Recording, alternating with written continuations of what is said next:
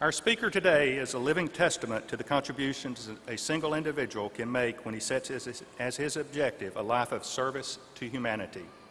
A native Mobilian, Abraham Mitchell has a long and successful business career and is one of the state's leading philanthropists in higher education.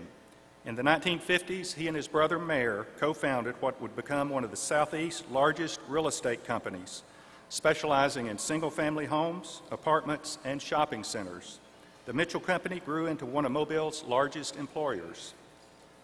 Earlier this year, Abe Mitchell committed $50 million to the university. Half of the gift is for the Mitchell Moulton Scholarship Initiative, the other half for USA's Mitchell College of Business. The bequest brings the family's total giving to the University of South Alabama to more than $93 million.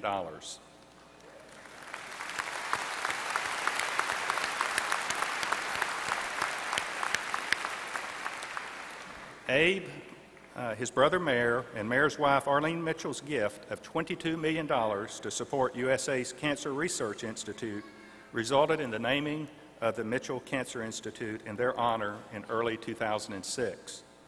Mr. Mitchell played a major role in the renovation of USA's Mitchell College of Business and the addition of a business library and resource center.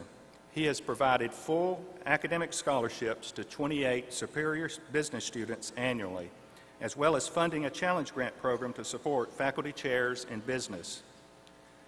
Mr. Mitchell attended the Wharton School of Finance at the University of Pennsylvania.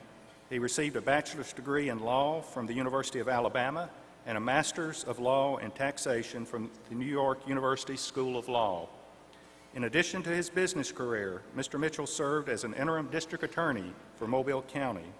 He is a member of Congregation Ahavas Hesed and has one son, Brent, who lives in Tel Aviv, Israel.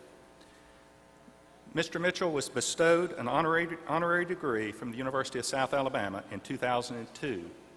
He was selected as the Mobilian of the Year in 2006. Ladies and gentlemen, I am pleased to present to you Abe Mitchell.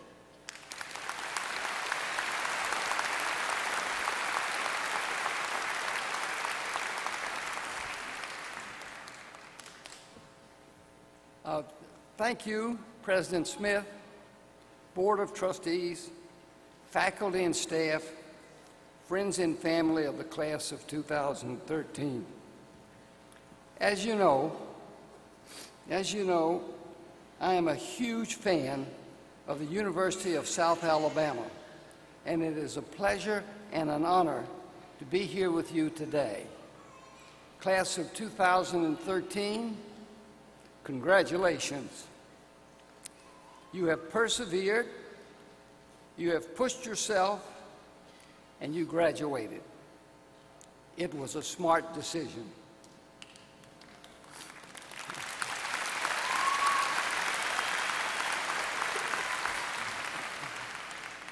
A good education is certainly the foundation for a better future. Recently, I read that the life expectancy in the United States is approaching 80 years of age. Just think about it.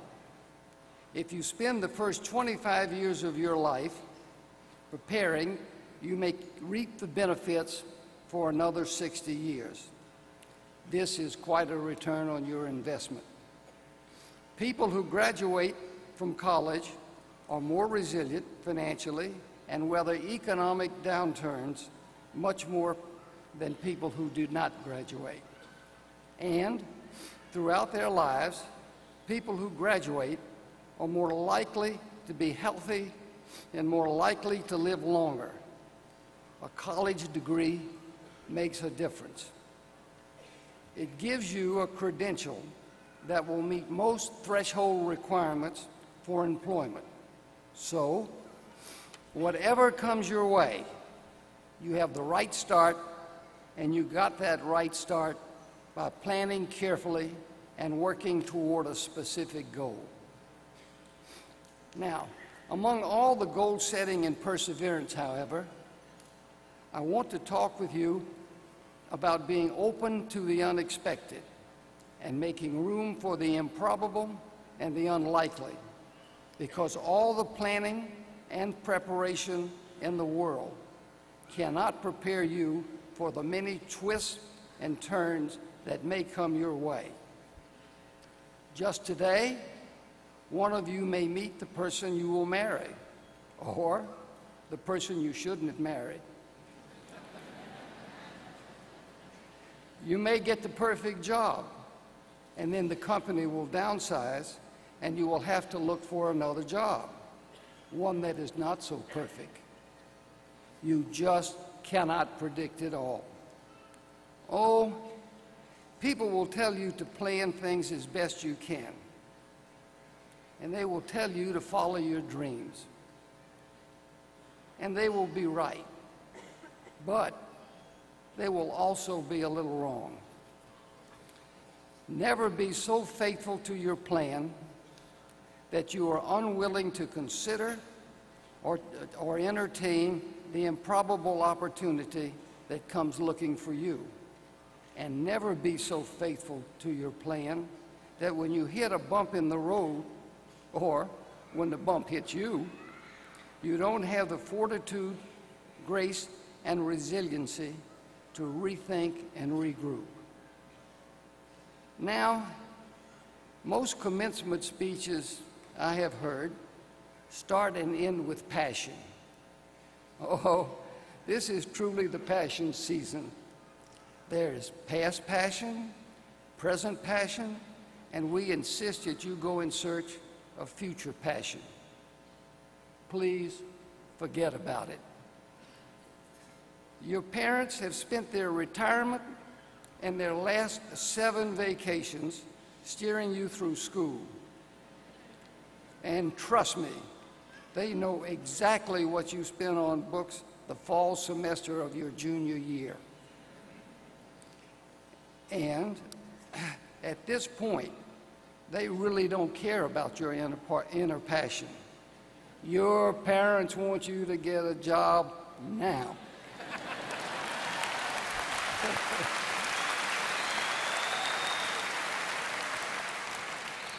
And particularly a real job like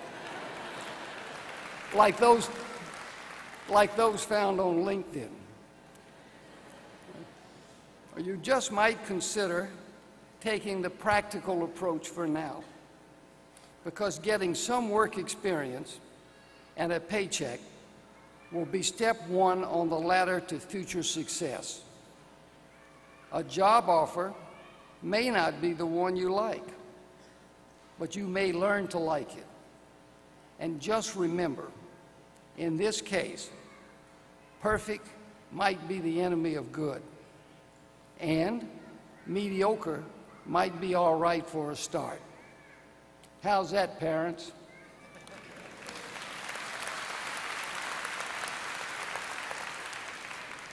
And I am not through going to bat for you yet.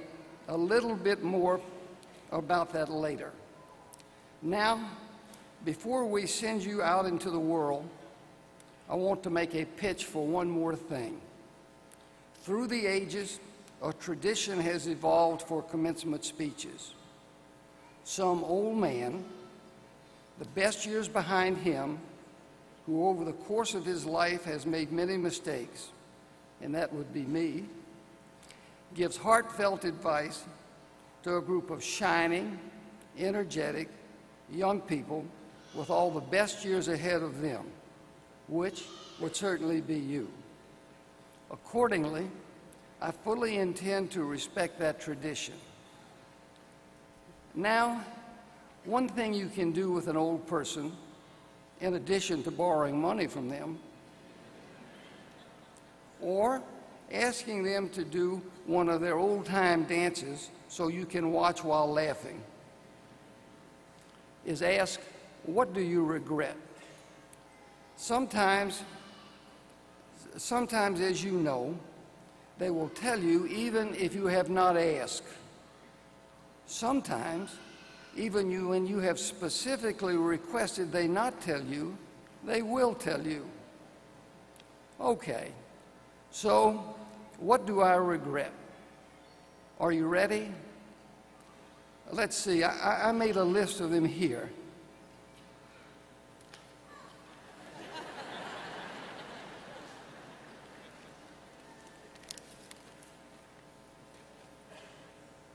I know I can't read them all, so I will just talk to you about my biggest regret. What I regret most in life are the failures of kindness. Those are the moments when another human being was there in front of me suffering, and I responded too sensibly, too reservedly, too mildly. I wish I had just been kinder. If you stop and think of the people in your life who you remember the most fondly and with undeniable feelings of warmth, I bet those were the people that were kindest to you. It's a little hard to implement, but I would say as a goal in life, you should try to be kinder. So, here's $1 million question. How do we do this? How might we become more loving, more open, less selfish, and kinder? It's a good question. Let me just say this, there are ways. You already know this because in your life, there have been high kindness periods and low kindness periods. And you know you are inclined toward the former and away from the latter. But kindness, it turns out, is still difficult sometimes. One thing in our favor, some of this becoming kinder happens naturally with age. It might be a simple matter of attrition. As we get older, we come to see how useless it is to be selfish and how illogical really. We get kicked around a little bit by real life, and people come to our defense and help us. And we learn that we are not separate, and we really don't want to be. Most people become less selfish and more loving as time goes on. And so, a prediction and my heartfelt wish for you, as you get older, you will diminish and you will acquire more patience and understanding. If you have children, that will be a huge moment in your process of self-diminishment. You really will not care what happens to you as long as they benefit. That is one reason your parents are so proud and so happy today. One of their fondest dreams has come true. You have accomplished something difficult and tangible that has enlarged you as a person and will make your life better forever. When young, we are anxious, understandably, to find out if we have what it takes. Can we succeed? Can we build a viable life for ourselves? And this is actually okay. If we are going to become kinder, that process has to include taking ourselves seriously as doers, as accomplishers, and as dreamers. We have to do that to be our best selves. But while you are busy succeeding, don't let it take up your whole life while the big questions go untended. Since, according to me, your life is going to be a gradual process of becoming more loving, hurry up, speed it along. Why don't you start right now? Start with your parents by keeping them close and never forget what they have done for you. And remember those bumps in the road I talked with you about earlier? Rely on your parents when you need some navigational help. Their love for you and their life experience makes them highly qualified in the advice department. So, quick end of speech advice. On your becoming kinder journey, remember the golden rule that you learned on your very first day of school. Treat others as you would have them treat you.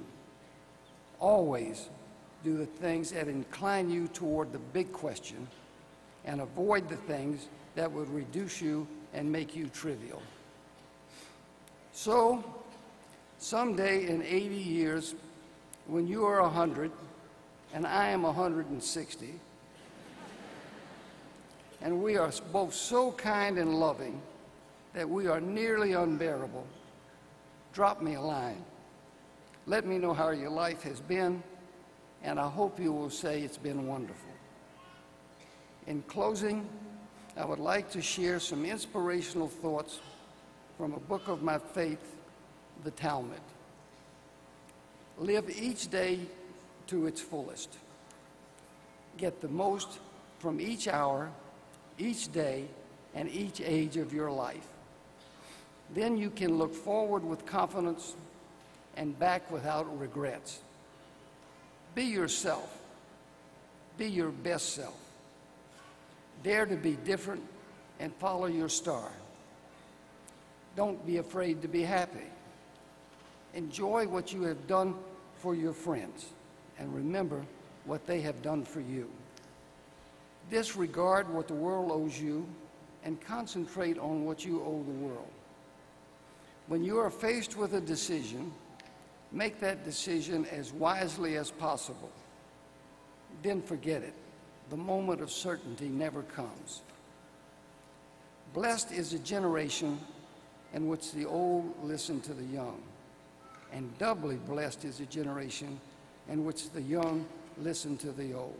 Good luck, best wishes, class of 2013.